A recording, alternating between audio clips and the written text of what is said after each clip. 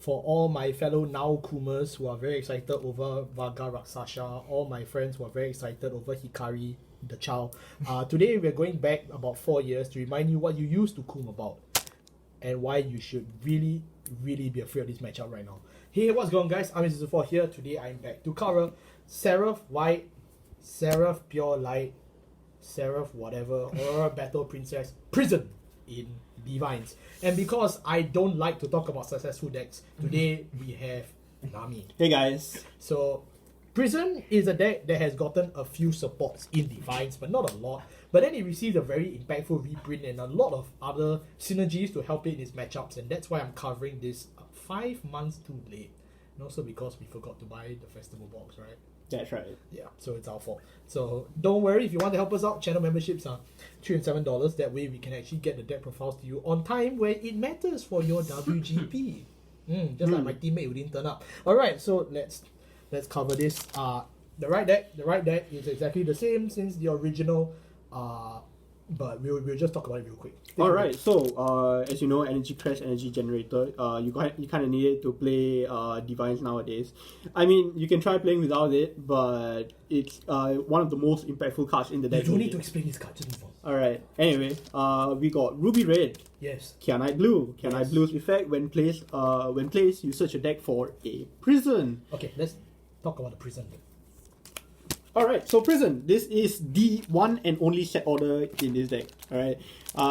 If for some reason one fine day Bushiro decides to print, hey, let's print a card that says retire set orders, well that's it for Prison, you know. Or if they print a second Prison, then you'll come back and do another follow-up, right? That's right. Okay, anyway, it has two effects. The first effect is your opponent during their main phase is able to pay a Soul Blast 1 cost to call a card from the prison to their field. Or alternatively, they can play a Counter Blast 1 cost to free 2 cards from the prison. To play this set order in the first place, all you have to do is rest one of your units, can be your Vanguard, can be your Rearguard, and put it into prison and put it into your order zone. If you do, you soul charge 3. Now you can also use this on your own Vanguard so that you can CB deny your opponents and just soul charge 3. It's the same card since 2021. Really, I don't explain it to you. But because our prison deck profile is actually pretty outdated, so I'm not going to really go back into it. I will try and link the previous prison deck profile just right in the description, but you don't really need to feel obligated to check it out. We'll cover everything again one more time. Isn't that right? That's right. Remember, now we have 54 cards instead of just 50. You are 10 months too late from the announcement. Alright, we have Aurora Battle Princess Result Pink. So her effect is on place on Vanguard Circle. Your opponent chooses a card from their hand and puts it into your prison. So Henry! That's right. Anyway, prison is basically that deck. You take your opponent's cards and put it into a prison. Then later your opponent may choose to free it or not. More likely than not, they are going to free it because of certain cards we'll show you later. But it is a control deck, and it makes you play in an axis that is very different from normal playstyles. Okay, and lastly we have the grade 3, Aurora Battle Princess Seraph Snow. Do you know that this card does not have a serial year, just like Eugene?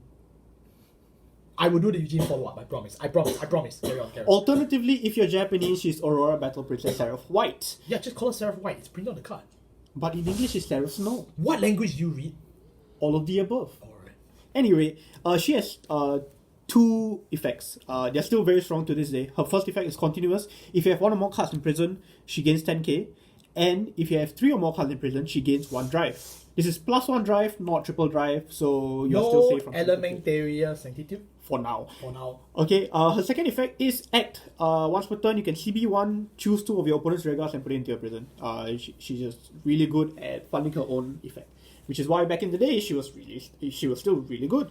And even now, it's not an effect you want to use too often, but it is still an option worth looking towards. By the way, the Act effect is the Vanguard Rearguard effect, so if you want to throw in more Seraph Whites and Prison 4 for some reason, yeah, sure, go ahead. I wouldn't recommend it though.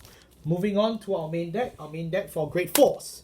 We play 3 copies of Seraph Purelight. Now, this card is, yes, one of the main reasons why I almost quit this game, but you know what? I'm really glad they've walked away from that design. They gave a lot of non-cards to Seraph Purelight for a whole like 2 years until DivineZ, where now it feels a lot more balanced. We are playing 3 because we actually do have a way to Omni search it later on in the deck profile. But why is this card so strong? Take it away. Alright, so she has 2 effects. We'll go over the second effect first, Sure. which is the continuous effect. For every 2 cards in your prison, your front row gains plus 5,000 power. Then, if you have 10 or more cards in your prison, your front row also gains a crit. It's a lot of pressure if you are able to fulfill the conditions. And fulfilling the conditions might sound hard, but thanks to the first skill, it really isn't. So her first skill is auto. When she's placed on Vanguard Circle, you can counterblast 1 and soul blast a card with Seraph in its card name. Then your opponent chooses 2 cards from their field, 2 cards from their hand, and 2 cards from their soul and puts it into their prison. Yes, she can soul rip. Soul Rip, so Majesty Lord Blaster, hasta la vista. Now, something else that my co-conspirator failed to mention here is that the +1 crit is to the front row as well as the +5 for every 2 cards in the prison. It's basically a crest. Okay, I'm sorry I had to say it, it's basically a crest. You can scale insanely. If you hit 10, I believe that's plus 25? Plus 25. Plus 25 to the front row, which is Chrono's command numbers, by the way. And not only that, but then she gives +1 crit to everybody. So if you have a V-stander, yeah, and you thought Night Rose was the only 3 attack there, huh? So realistically speaking though, this means that you can actually just 0 to 6 your opponent if you want to play the stall way. But that's not what Kidani opted for. This deck, Prison, now has a lot of early game aggro options and early game control options that has so much dynamic board building and magic numbers that it almost feels like Dragon Empire. So it's really weird that they chose to pivot away from what Seraph Purelight originally was meant to do. But then, as you get to the Great Trees, you realize maybe some things shouldn't be pivoted away. Our Great Trees, we play 3 copies of Penetrate Aquas, Penetrate, 1 copy of Seraph White for the right deck, and a copy of Ladder. Now, I'll say this one before you take over. Ladder, yeah, it is highly ironic that the deck that is weak to Ladder is playing Ladder. But that's because, you know, there are decks that completely derail Seraph White if she is unable to protect her board, which her board is pretty fragile actually, right? Yes. So the thing is that, yes, there are some cards that come with protection, such as your in-deck Pot of Greed, a la the Blitzstaff Muna, who is the Welstra Runaway card that is now part of this deck. But the fun part is that this also allows you to play a very strong matchup against decks like Blanky Mire, against decks like Vanguard Progress, but this card is also pretty slow because it's a net 0. It's one of the few cards in the deck that's a net 0. So do keep it in mind. The plus 5k doesn't really matter. It helps because it converts Seraph White from 23 to 28k base. So you can actually compete via Man's Bruce. But other than that, it's one of the few cards that generate more soul than just the prison. So it is worth running in for that scenario. For the time being. Otherwise, play Excalibur. If you can play Excalibur, play Excalibur. Forbidol is also a very valid option since you are playing Great for that. Yeah. But yeah, that's about it. Seraph White, we've already covered it, so I won't talk about it more. You only need 1 copy, right? Because the Seraph skill, Soul Blast 1 Seraph. So your first time you Soul Blast the Great Tree, and then every subsequent right you just Soul Blast the guy that came before. That's right. Very simple.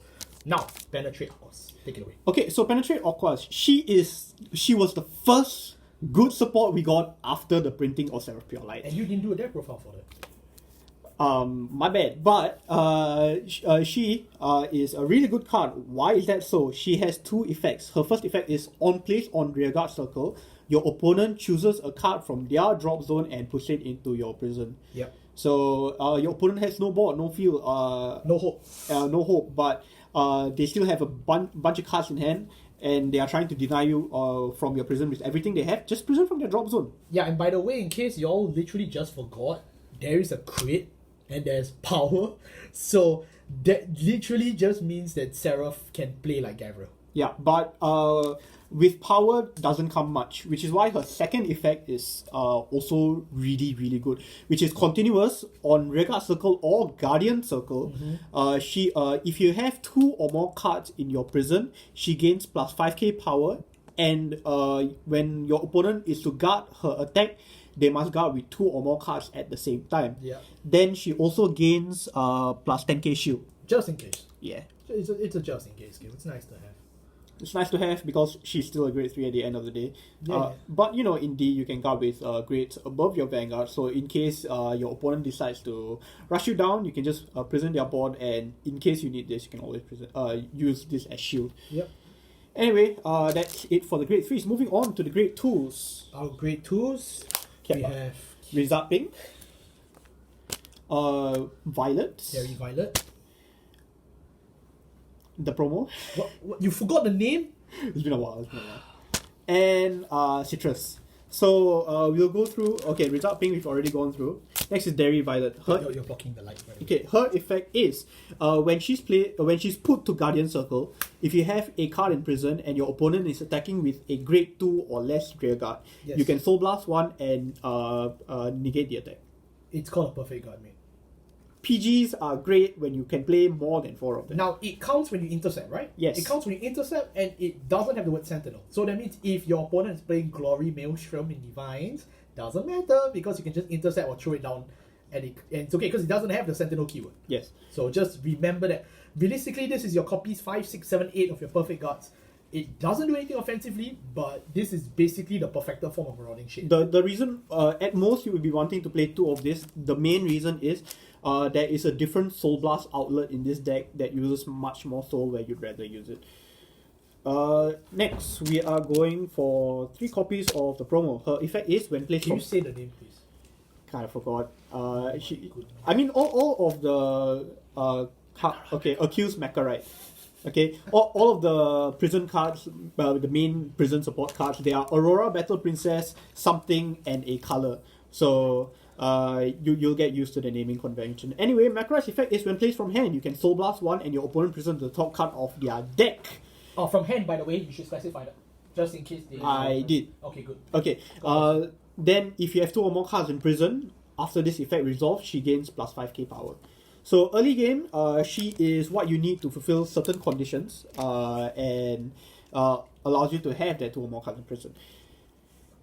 Then last but not least, we have our divine support, Citrus, Aurora Battle Princess, something Citrus. Anyway, her effect is when she's placed, your opponent chooses a card from their drop zone and puts it in prison. So it's very similar to Penetrate Our Claws already. It's just a free way to spot remove from prison. The opponent chooses, right? Yes, your opponent chooses. Oh, Nairo says hope. Cristiano says hope. Thank God. But additionally, you can pay the cost of Energy Blast 3 to draw 1 card. Now, why does that matter? Because every turn you will get energy. Link to the description for DivineZ Explain. If you just EB3 to draw 1, it's basically just an additional +1 and virtually no cost. So just to keep in mind why that really matters. And this is when placed from anywhere. This matters later when we show you a grade 1 that we're about to show you later. Her second effect is auto. When your Vanguard with Seraph in his card name attacks, if you have 3 or more cards in prison, she gains plus 10k. If you have 5 or more cards in prison, you can counterblast 1 and stand her back up. Welcome to 5 attack, 2 crits on a Tuesday afternoon. And that's why V-Series should come back. Moving on to our grade 1s. Our grade 1s, we have Kyanite Blue, as we already mentioned. And then we also have Rifle Roach. This is our main way to build boards, and it's basically Isazal with extra steps. 3 copies of Security Upgrader. That's right. 4 copies of... Come on, please. Bomber Girl, okay. You're a bomber. 3 copies of this is Blitz Staff Muna, and 4 copies of our Perfect Guards. Now, our Perfect Guards here, we are playing the DZ Perfect Guards. You can play the Sanctitude from Festival. It counts because it works with grade 4 Vanguards. So just keep that in mind in case you're curious. You can actually buy the Festival Sanctitude. I do recommend it. It's really cheap. Blitz Staff Muna. Muna is basically who's the guy that Soul Blast 1 draw 1? I feel like I'm missing a name. This feels like Sacrosanct Dragon, but it's even better than it'll ever be. When you have 3 or more cards in your order zone, this unit gains 5,000 power. So that is inclusive of your prison and the cards and the prisoners. So yeah, so as long as you prison 2 cards, yeah, it gets 5k and it's resist. So good luck unless you bought Meteor Flare Dragon for Eugene. You have been warned. You have been warned. The last skill is when a card is removed from your prison. No, when a card is removed from your order zone. When a rearguard is placed from your order zone. you can Soul Blast one and draw a card. Now this method, because originally Welstra was supposed to operate 5 ships maximum, and then it's wartime. But oh, by the way, it has to be during the main phase. So the only card... who designed this? yeah, it's played during the main phase. Who designed this nonsense? Yeah, so they failed. Whoever designed this card has utterly failed in terms of what it was supposed to do. Yeah, because... but huge respect to the artist. I've seen the artist draw multiple versions of this card. I think you're really talented online. I just want to say thank you. I know this video will never reach your ears, but thank you. I do like your art. It's really nice and it's really cute to just see a office woman doing her life. Like I can relate. I'm not a cute office woman, but I was an office slave. I can relate. Okay, this is a card you want to see early game, so as early as possible you can throw her down as long as you know your opponent can't free cards from prison. Yep. Can I blue? We've already talked about it, so I'll just move it away. Now, I get to talk about this one.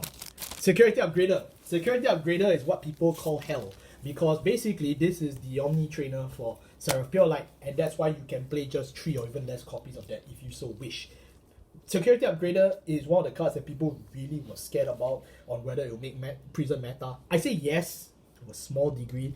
Thankfully, it's balanced enough that you don't need to worry about it, but this is still pretty much all the hatchet levels of promo. Act skill, so you can use this whenever you want. All you have to do is if you have Great Shield or Greater Vanguard Seraph in its card name, you can retire this unit, search your deck or drop zone for a card with Seraph in its card name that's a grade 4, ready as stand. If you wrote from the deck, right? Yeah. If you wrote from the deck, shuffle the deck. And then after that, you choose one of your opponent. No, your opponent chooses one of the cards from his drop zone and prisons it. And then the counterblast skill of a grade 4 Seraph you just wrote has its auto skill reduced by 1 counterblast. So the long and short is that this basically acts like an addendum, for those of you who know that word. It's an add-on, basically. So what it does is, it removes the counterblast 1 part from Seraph. So all you have to do is just Soul Blast the Seraph name now. And Seraph Purelight presents 2 from hand, 2 from soul, 2 from board. This one gives you 1 more, 1 from draw. And in case you weren't aware, we've already covered a lot of cards that present from draw. Now do you understand when I say Night Rose has no future? Realistically speaking, this turns Seraph Purelight, Seraph White, Seraph Snow into a deck that can actually hit on graveyards, and not only that, but just hit every zone humanly imaginable. It can rip Ames and Junos out of Majesty Lord Soul. It can rip your Perfect Guards out of your Damji 10. It can do anything right now. The only thing it can't do is rip cards from damage zone. That's called healing. But there is a speed condition to this card, and that is that you cannot have road this turn, right? Correct. So all this does is just it doesn't speed up Seraph Purelight, thank the Lord, but instead it just makes sure that your Seraph Purelight is 100% consistency. It's no longer an if, but a when. So does Seraph really become meta overnight? I say Seraph is definitely tier 2, in my opinion, because right now, even though the speed hasn't changed, which it shouldn't, by the way, but its consistency has gone through the roof. It's very easy to hit 10 cards in prison, and you will see more in a bit, but it's now just always accessible to get your Seraph Purelight. Unless, of course, your opponent has somehow found a way to destroy all copies of Security Upgrader. In that case, it's your fault. Or they're playing on place 1, soul charge 1, in which case, good luck, guys. I love Odium. Now, no, this is the last one. Okay, good. Okay, so we have Rifle. So her Rifle Roach. So she has 2 effects. Her continuous effect is if you have 2 or more cards in prison, she gets plus 5k. This is even on your opponent's turn, so she's just 13k. Very fun. Her second effect is Act. Once per turn, if you have already prisoned a card this turn, you can counter blast 1. Choose one of your opponent's rearguard and put it into prison, and then search the top 5 cards of your deck and call up to one of them to rearguard circle. So this matters a lot. This is your main board builder. If you don't see it, the games go on for, quite painfully, because this is your main CB sync. You have 2 CB syncs in this deck. It is Rifle Roach and Citrus. If you are being damage denied, it's okay. It means you have more cards to work with. If you are being rushed down, you have more damage to rush back with. Yep. So Rifle Roach really keeps this deck all together, which is why you don't really feel the pinch. You really do feel the pinch when you don't see her. So she's just the best consistency piece that we got in DBT 12. Yes. Yep. Anyway, So really, we are really covering everything you need to know about prison. right now, because this deck has been not covered for a long time, and not only that, but it has been a long time for people since 2021. So we're really going through all the basics all over again, and that's why we're gonna give you a spicy tech pick. All right. So we have what I like to call Bomber Girl. She is a double rare from DBT 10. Most people overlooked her, but she has an effect where on place on Rearguard Circle, you can choose one card from your prison and your opponent puts it to the bottom of their deck. Then they choose a grade 0 from their drop zone and puts it into your prison, and she gains plus 5k until end of turn if they do.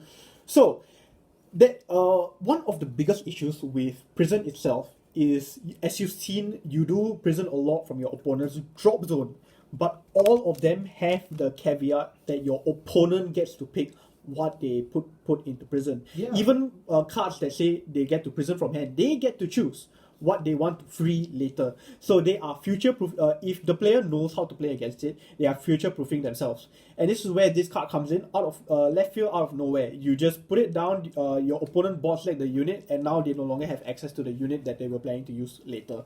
So she is just that extra mind game aspect to prison, because prison is the control deck. If you let your opponent gain tempo, then you are losing, which is why this allows you to just keep that little bit of extra control and keeps your opponents on their toes. The thing about Grenade Maria though is that it is pretty gimmicky. This is the one slot that you really spend just to screw around your opponent if they're denying you the key pieces you want to rip out. But this card could be removed in the future. I just think it's really good for certain matchups.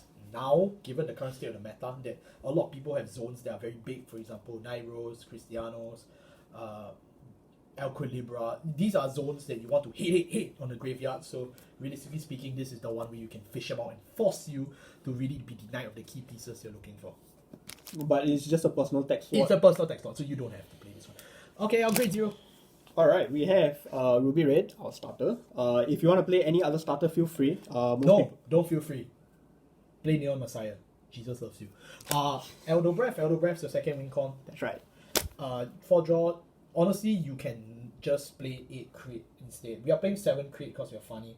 So yeah, so here's 7 crit. No, we're playing 7 crit because if you don't see rifle, the draws are the second way you find your pieces. That too, and for you. Yeah, and that's about it.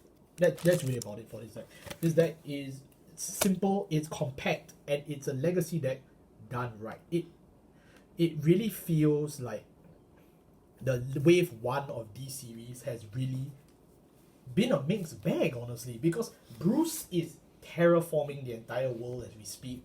Prison is pretty strong, but stuff like Nirvana, stuff like Magnolia, nah, they're really not doing very well right now. So I think honestly, DivineZ has done good things for a lot of decks. Prison is definitely a symptom of one of them, but I kind of wish they just don't give Prison support anymore. Because honestly, I need a new grade 3. Honestly, this deck is just like one card away from being actually like tier 0.5 at this point. But I think that's fine.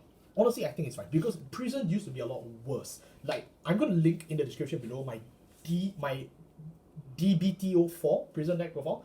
Understand the power level from deck then and there is so much different, but yet this feels more fair. This feels more right. But maybe that's because we believe in Black Game Maya's world. So we just have to accept that.